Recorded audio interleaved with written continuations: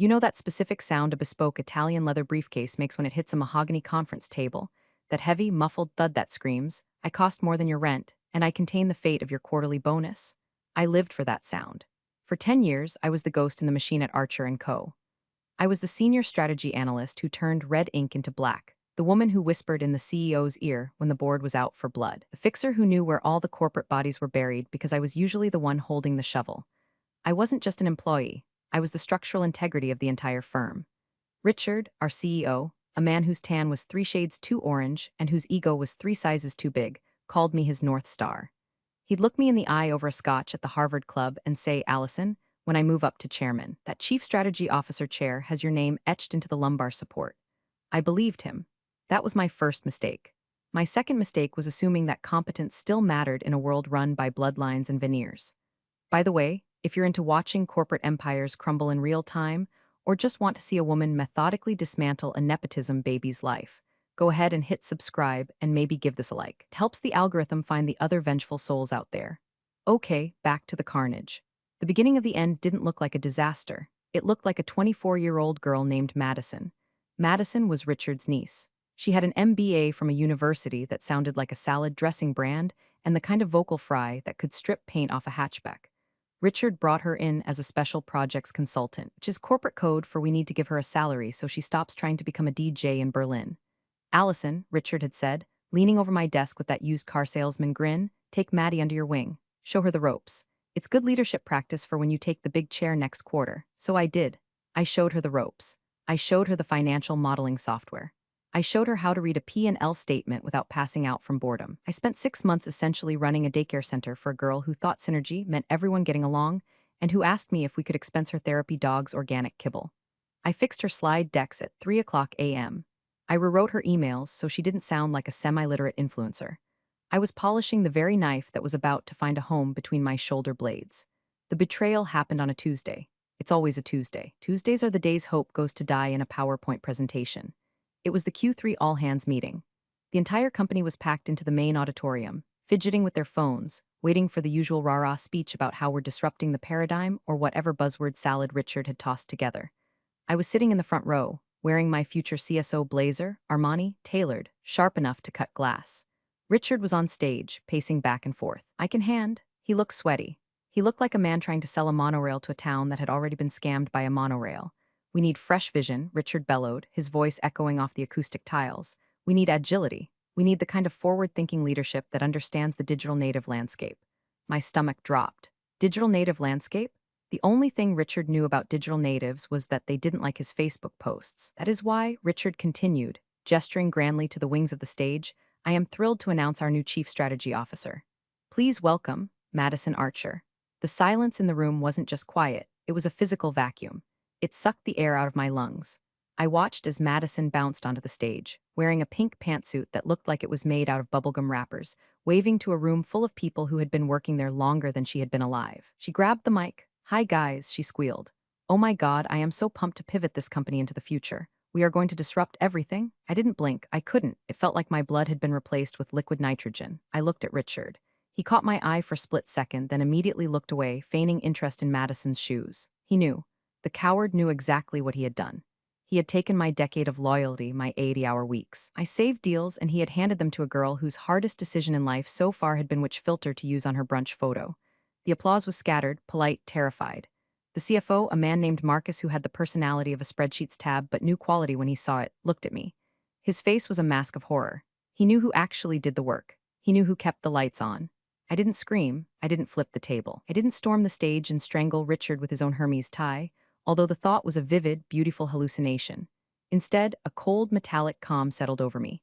It was the kind of calm you see in the eye of a hurricane, right before the roof gets ripped off. I stood up. I smoothed my skirt. I walked out of the auditorium while Madison was midway through a sentence about holistic brand vibes. I walked straight to my office. I didn't pack a box. I didn't take the framed photo of my dog. I didn't take my award for Employee of the Decade. I sat down at my computer and typed 2 sentences.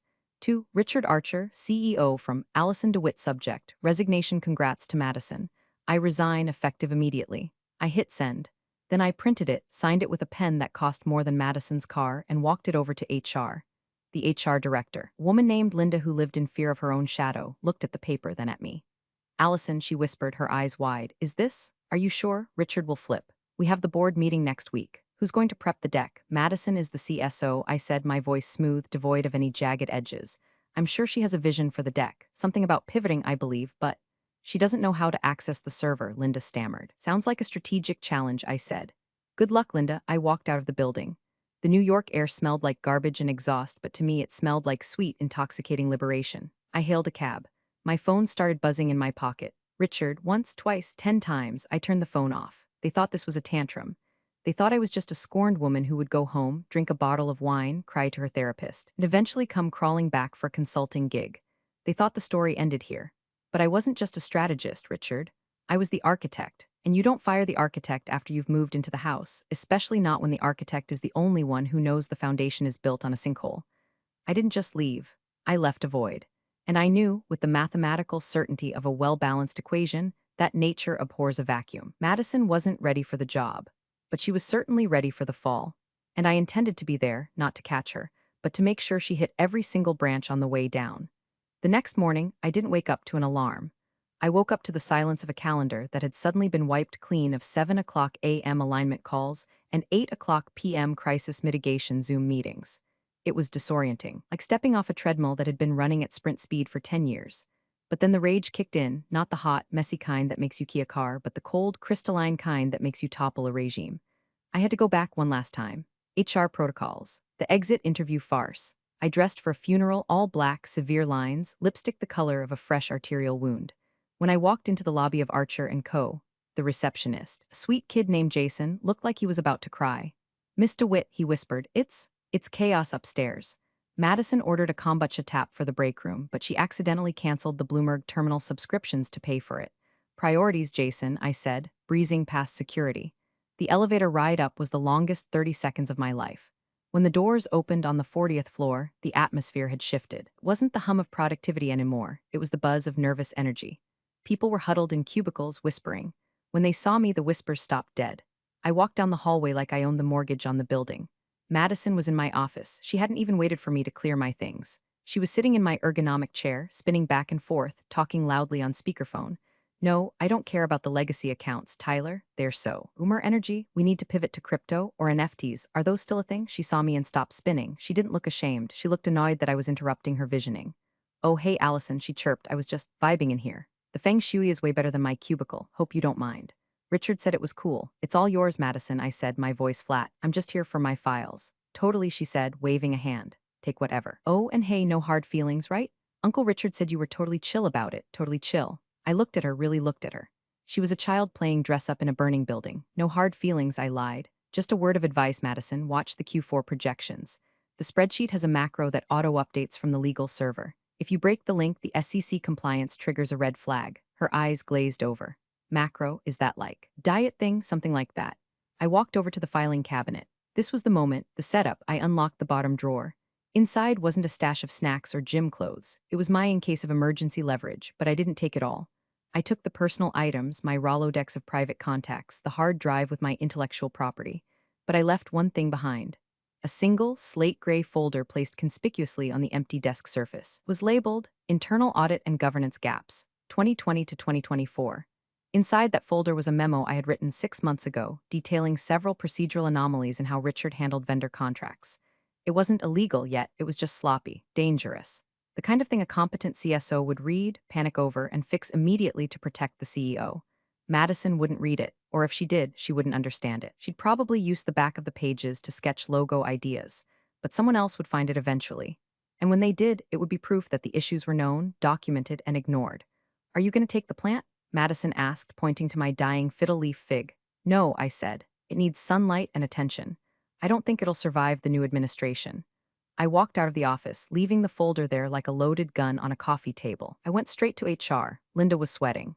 Allison, Richard wants to do the exit interview himself, she said, wringing her hands. No, I said, standard forms only. I sign the NDA regarding trade secrets, I take my accrued vacation pay, and I leave. If Richard wants to talk to me, he can speak to my attorney. You have an attorney? I'm a strategist, Linda. I always have a contingency.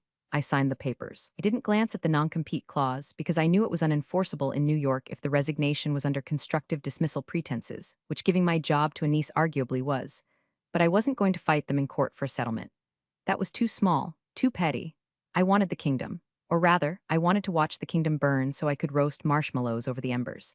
As I walked to the elevator, Richard burst out of his corner office. "Allison," he shouted. He looked disheveled. "Don't be dramatic. Come back inside. We can create a role for you, senior advisor to the CSO. We'll keep your salary the same." I turned and looked at him. The audacity was breathtaking. He wanted me to be the brain while Madison wore the crown. He wanted me to do the work while she took the credit, all for the low price of my dignity.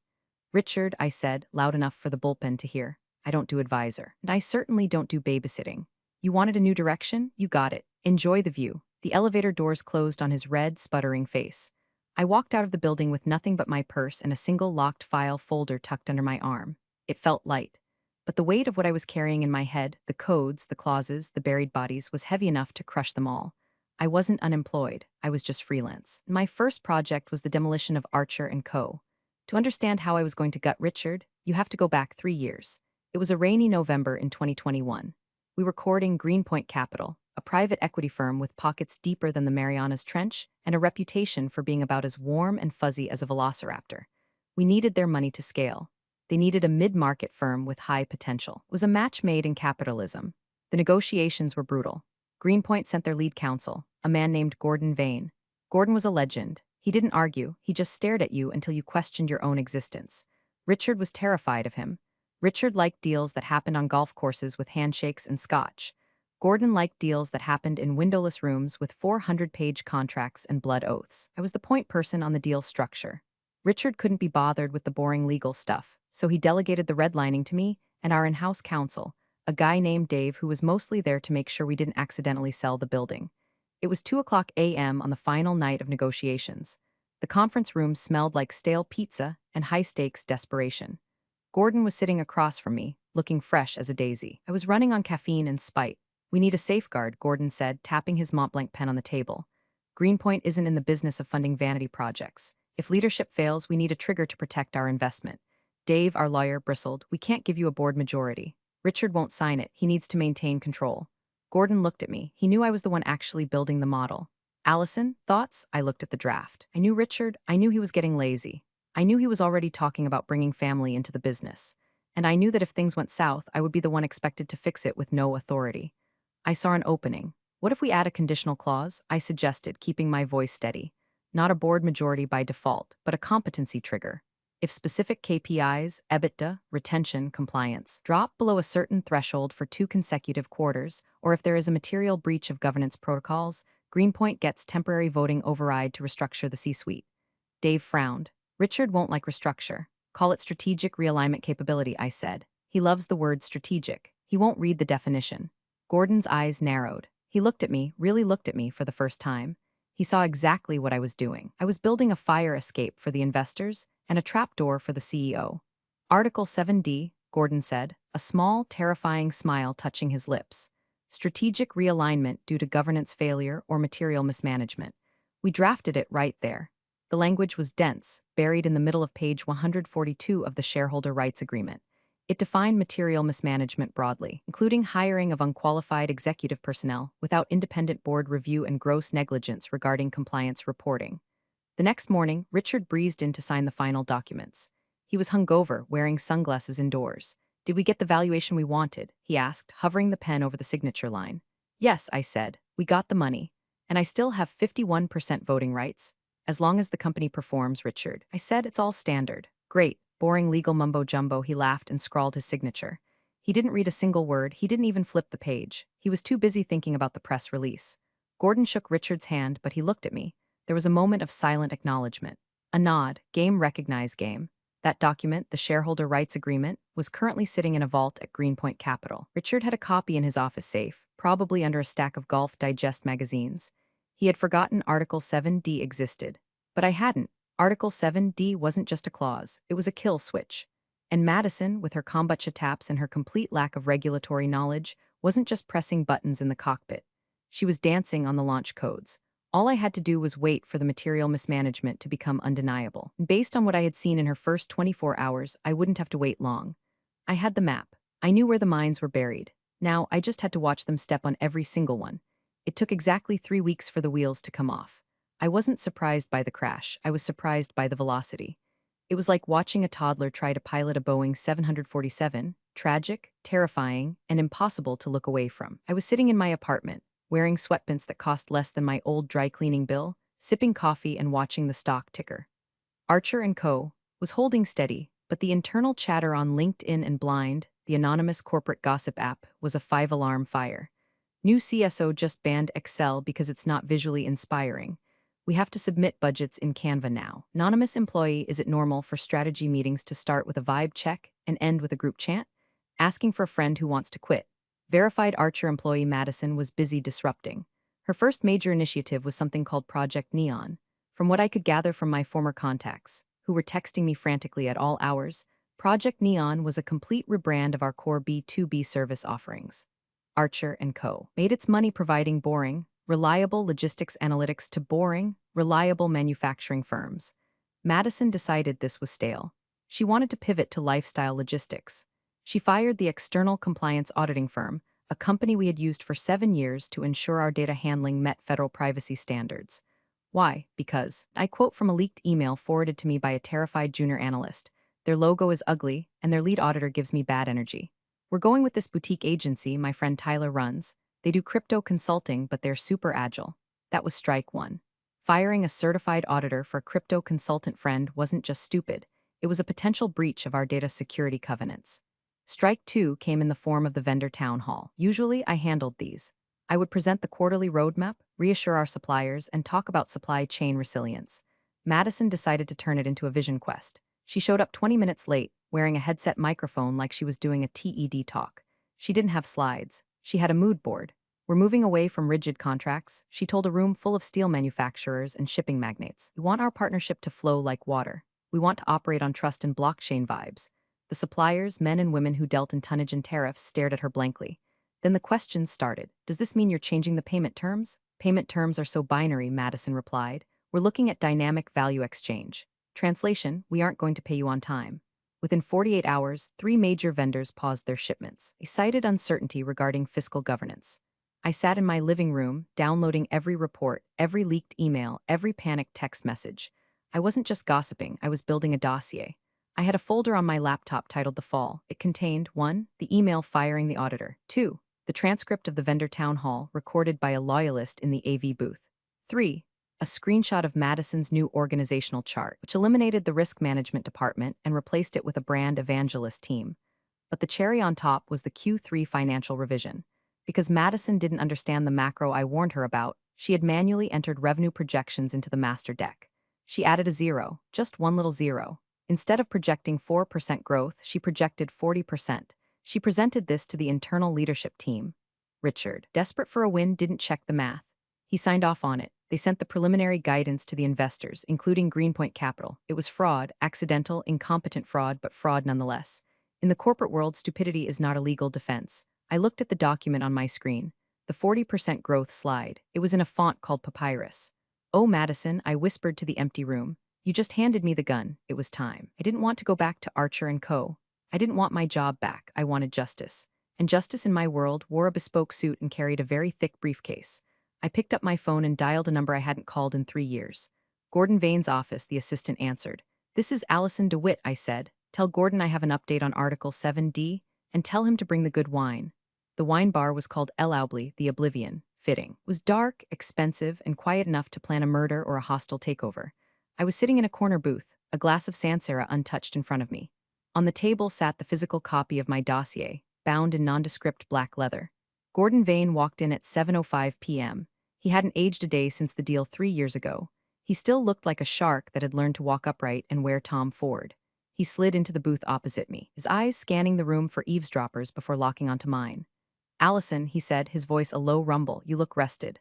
Unemployment suits you. Consulting, Gordon, I corrected. I'm a free agent, of course, and I assume this meeting isn't just to catch up on old times? He gestured to the black binder. I hear you received the preliminary Q3 guidance from Archer & Co. Yesterday, I said, skipping the pleasantries. Gordon nodded, taking a sip of the water the waiter had placed. Aggressive numbers. Richard is bullish. 40% growth in a stagnating logistics market? It's a miracle, it's a typo, I said. Gordon froze. The glass hovered halfway to his mouth. Excuse me, I slid the binder across the table. Open to tab 3. He opened it. He saw the side-by-side comparison. My original model showing 4% growth, and Madison's Project Neon slide showing 40%, with the manual entry clearly highlighted. She broke the formula link, I explained. She thought the cell looked lonely, so she typed in a number that felt right. Richard signed off on it without an audit because he's too busy trying to convince the board that Madison is a prodigy. Gordon stared at the page. His jaw tightened. If this is true, they just submitted false guidance to a majority shareholder. That's securities fraud. It's material mismanagement, I said, emphasizing the phrase we both knew by heart. Turn to tab 4. Tab 4 was the email chain regarding the firing of the compliance auditor and the hiring of Tyler's crypto and consulting shack, or whatever it was called. Gordon read it. He read it again. He closed his eyes for a brief moment as if praying for patience. She fired Deloitte for a vibe mismatch, and she replaced them with an uncertified entity owned by a personal friend, I added. That triggers the vendor integrity clause in the investment agreement. It's a breach of covenant, Gordon. He closed the binder. He placed his hand on top of it, claiming it. The shark smelled blood. Why are you giving me this, Allison? He asked, studying my face. You want the CEO chair? Is that the play? We invoke 7D, decapitate Richard, and install you as the savior? I took a sip of my wine. It was crisp, cold, perfect. No, I said, I don't want the chair. I don't want to fix the mess she made. I've spent 10 years fixing Richard's messes. I'm done being the janitor. Then what do you want? I want the record corrected, I said. I want them to know that competence isn't hereditary. And I want to watch the look on Richard's face when he realizes that the boring legal mumbo-jumbo he ignored is the thing that ends him. Gordon smiled. It wasn't a nice smile. It was the smile of a man who just found a loophole the size of a truck. Article 7D requires an emergency board session, he said, his mind already working through the bylaws. We can call it for governance concerns. We don't have to specify the evidence until we're in the room. Tuesday, I said. The board meets on Tuesday. Tuesday it is, Gordon said. He tapped the binder. You're thorough, Allison. You always were. I built the house, Gordon. I know exactly where the load-bearing walls are. You know, he said, signaling for the check. If we execute this, the stock will take a hit. Short-term pain. Better than a long-term death spiral, I countered. You're cutting out the rot. And what happens to you? I'll be fine, I said. I have a front row seat. We stood up. Gordon shook my hand. His grip was firm, cold. You're a dangerous woman, Allison DeWitt. I'm just a strategist, Gordon. Strategy is just the art of making sure the consequences land on the right people. He left with the binder. I stayed for another glass of wine. I watched the rain streak against the window. Somewhere uptown, Madison was probably ordering custom beanbag chairs for the boardroom, thinking she was winning. She didn't know that the paperwork for her eviction had just been filed. The weekend before the Tuesday board meeting felt like the heavy, static-charged air before a tornado touches down. I stayed offline mostly, but the ripples were impossible to miss. Madison had announced Project Neon would launch on Monday. The internal leaks were tragic. Apparently, the new branding featured a logo that looked suspiciously like a phallic symbol if you squinted, and the tagline was "Logistics for the Soul." On Monday morning, the launch happened. It was a disaster. Website crashed because they hadn't paid the server hosting fees. Madison forgot to forward the invoice to accounts payable. The new dynamic pricing model confused the automated ordering systems of our 3 biggest clients, causing a backlog of $12 million in orders that simply vanished into the digital ether. By Monday afternoon, the stock price had dipped 4%. Not a crash, but a wobble. A warning. I received a text from Marcus, the CFO. Marcus, it's a bloodbath. Richard is blaming IT. Madison is crying in the meditation room. Are you coming back? I didn't reply. At 4 p.m., the bomb dropped. Not publicly, but in the inboxes of the board of directors. Gordon moved fast. He sent a formal notice to the company secretary. Emergency board meeting requested by Greenpoint Capital. Agenda, review of governance protocols, and Q3 guidance discrepancies. Richard must have seen the email and laughed. He probably thought it was a formality, a check-in. He was so insulated by his own arrogance that he couldn't imagine a world where he wasn't in control. I knew this because he called me at 6 p.m. Allison, he sounded breathless, fake cheery. Long time. Listen, we have a board check-in tomorrow. Greenpoint is being fussy. I need you to. Well, I know you're gone, but maybe you could just look over the deck. For old time's sake, I can pay you a consultant fee, double your rate. The desperation leaked through the phone like sewage. He wanted me to save him. He wanted me to make the numbers make sense, to hide the 40% growth lie, to smooth over the compliance breach. I'm busy, Richard, I said, chopping vegetables for a salad I intended to enjoy thoroughly. Busy? Doing what? You're unemployed? I'm strategizing, I said. Allison, please. Madison is. She's overwhelmed. She's a visionary, but she needs operational support. Just come in tomorrow. 9 a.m. I'll be there, Richard, I said. You will? Oh, thank God. I knew you were a team player. I knew it. I didn't say I was coming to help, Richard. What? I said I'll be there. Goodbye. I hung up. The stage was set. Richard thought I was coming back to patch the holes in the hull. He didn't realize I was coming to watch the ship sink. I spent the rest of the evening picking out my outfit. I chose a white suit, not morning black, white, the color of cleanliness, the color of a fresh start, the color of a surgeon stepping into the operating room. I slept like a baby. Tuesday morning dawned gray and rainy. Perfect New York boardroom weather. I arrived at the Archer & Co. building at 8:45 a.m. Security hesitated, but my badge hadn't been deactivated yet. Another oversight by Madison. I didn't go to the strategy floor. I went to the executive floor. The boardroom had glass walls, frosted in the center but clear at the top and bottom. A fishbowl, I saw them inside. Richard was pacing, looking agitated. Madison was sitting at the head of the table, my seat, effectively, scrolling on her phone, looking bored. The other board members were seated, looking grim. Gordon Vane hadn't arrived yet. I stood in the hallway, just out of direct sight near the coffee cart. Marcus, the CFO, walked by. He saw me. He stopped. He looked at my white suit, then at the closed boardroom door. Allison, he whispered, what are you doing? Just watching the market correct itself, Marcus, I said. You might want to go inside. You don't want to miss the opening act. He looked at me, confused, then terrified. He hurried inside. Then the elevator pinged. Gordon Vane stepped out. He wasn't alone. He had two junior associates with him, both carrying boxes of files. And he had a man in a gray suit who looked painfully like a forensic accountant. Gordon saw me. He didn't wave. He just adjusted his tie and walked toward the boardroom door. The executioner had arrived. Gordon pushed open the heavy glass doors of the boardroom. The sound of conversation inside died instantly. Richard stopped pacing and put on his best fake smile. Gordon, good to see you. We were just discussing the minor hiccups with the launch. Growing pains, right? Gordon didn't smile. He didn't sit down. He walked to the end of the table, opposite Richard and Madison. His associates placed the boxes of files on the table with a heavy thud. This isn't a discussion about growing pains, Richard, Gordon said. His voice wasn't loud, but it carried to the back of the room. It carried out into the hallway where I was standing. This is a formal invocation of Article 7D of the Shareholder Rights Agreement.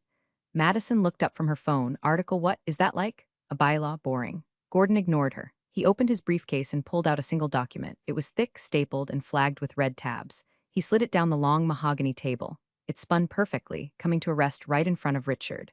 Notice of leadership disqualification proceedings, Gordon stated. Richard stared at the paper. Disqualification? You can't. I have majority voting rights. I own this company. Not under conditions of material mismanagement, Gordon said. We have evidence of securities fraud regarding the Q3 guidance. We have evidence of gross negligence in vendor compliance. And we have documentation of willful destruction of internal governance controls. Fraud? Richard's face went pale. That was just a projection, a draft. It was submitted to the investor portal, Gordon said. That makes it a binding disclosure. And since the numbers were fabricated, manually entered, overriding the financial model, it constitutes intent to deceive. The room went deadly silent. The other board members, old money types who cared about nothing but their own liability, started shifting in their seats. They looked at Richard like he was radioactive. But Madison did the deck, Richard stammered, throwing his own niece under the bus without a second of hesitation. She's the CSO. She prepared the numbers. Gordon turned his gaze to Madison. She looked small suddenly. Her boss babe confidence evaporated. I just thought 40% looked better, she said, her voice trembling. It was a manifestation goal. I was manifesting abundance. You manifested a federal crime, Miss Archer, Gordon said coldly. He signaled to the forensic accountant. You're freezing all executive authority effective immediately. An external audit team is on its way up. Security will escort the current C-suite off the premises pending the investigation. You can't do this, Richard shouted, slamming his hand on the table. Allison, where's Allison? She can explain this. She knows the model. Allison isn't here to save you, Richard, Gordon said. Allison is the one who documented the fire while you were handing out matches.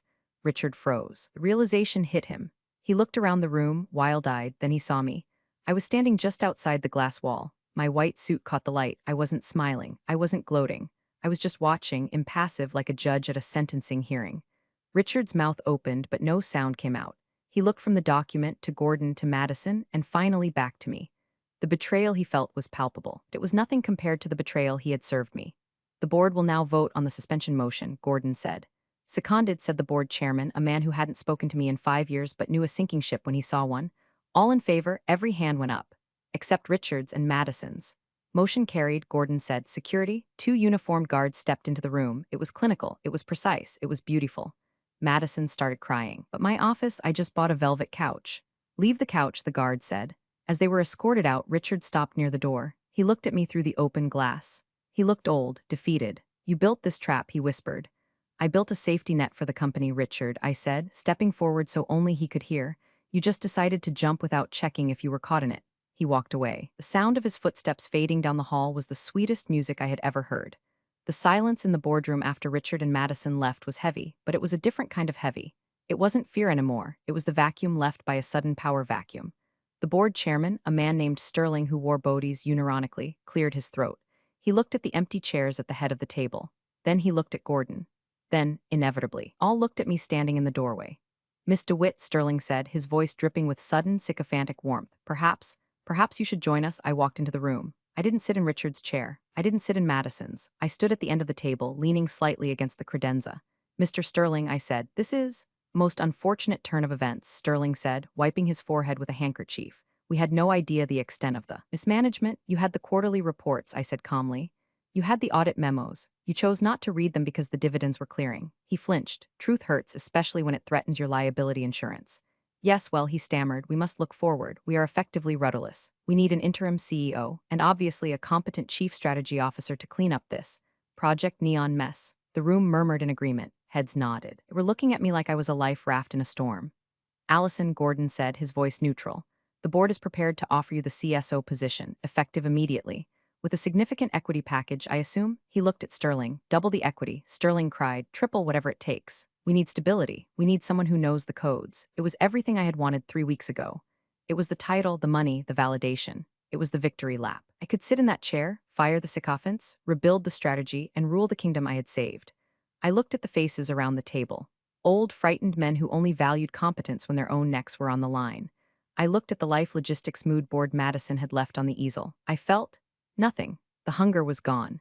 The ambition to lead this specific company had evaporated the moment I saw Richard dragged out. It wasn't my kingdom anymore. It was a crime scene. I appreciate the offer, Mr. Sterling, I said. The room held its breath, but I decline. Sterling's jaw dropped. Decline? But you wanted this. You engineered this. I engineered accountability, I said. I didn't engineer a job interview, but who will run the strategy? Marcus, the CFO, asked, panicking. I can't do the projections alone. I looked at Gordon. We had discussed this possibility. I recommend you promote Sarah from the analytics team, I said. She's smart, she's diligent, and she actually read the compliance manual. She can handle the interim role. Sarah, Sterling asked, the girl with the nose ring, the woman with the master's in data science, I corrected. She's your best bet. I pushed off the credenza. Now, if you'll excuse me, I have a lunch reservation. Allison, Sterling called out as I turned to leave. Where are you going? What are you going to do? I paused at the door. I looked back at the room, the mahogany table, the expensive chairs, the panic in the eyes of the powerful. I'm going to start my own firm, I said, and my first client is Greenpoint Capital. We're going to be looking very closely at mid-market companies with governance issues. I suggest you keep your house in order, Mr. Sterling. I walked out. Gordon caught my eye one last time. He gave me a barely perceptible nod. Salute from one predator to another. I walked to the elevator. The air felt lighter. My heels clicked on the marble floor, a rhythm of pure, unadulterated freedom. I wasn't just walking away from a job. I was walking away from the need for their permission. 2 months later, the dust had settled, but the landscape was permanently changed. Richard took an early retirement due to health reasons. The press release was vague, but the industry knew. He was toxic. He moved to Florida, where I assume he spends his days cheating at golf and complaining about cancel culture. Madison tried to pivot to being a lifestyle coach on TikTok. Last I checked, she had 400 followers and was trying to sell a course on corporate manifestation. I watched one video. She was filming in her parents' basement. I didn't like it. I didn't dislike it. I just scrolled past. She was irrelevant. Archer & Co. survived barely. Sarah, the analyst I recommended, stepped up. She's doing a good job. She calls me sometimes for advice. I bill her my full hourly rate. She pays it happily. As for me, I'm sitting in my new office. It's a loft in Tribeca. Exposed brick, big windows, no mahogany tables. The sign on the door says DeWitt Strategic. I didn't steal Greenpoint's business. I became their partners. Gordon Vane and I have a standing arrangement. He finds the companies that are rotting from the inside, and I go in and perform the surgery. Sometimes we save the patient. Sometimes we just salvage the organs. Either way, we win. I received a package yesterday. No return address. Inside was a framed photo of the Archer & Co. executive team from 5 years ago. Richard, me, Marcus, we looked happy, or at least we looked profitable. Tucked into the frame was a note on Richard's personal stationery. You were always the smartest person in the room. I just forgot that meant you were smarter than me. I tossed the photo in the trash. I kept the frame. It was high quality. Revenge, they say, is a dish best served cold. But that's a cliché. Revenge isn't a dish, it's a deliverable. It's a project with a timeline, KPI, and a critical path. And if you execute it correctly, if you dot every I and cross every T and bury every clause in the fine print, it doesn't just feel like winning, it feels like balancing the books. I took a sip of my coffee, my phone buzzed. It was a notification from LinkedIn. Madison Archer has viewed your profile. I smiled, let her look. Alexa, I said to the empty, sunlit room, play The Chain by Fleetwood Mac. The bass kicked in. I opened my laptop. I had a new client meeting in 10 minutes. A CEO in Chicago who thought he could hire his mistress as the CFO. Poor guy. He has no idea I'm coming.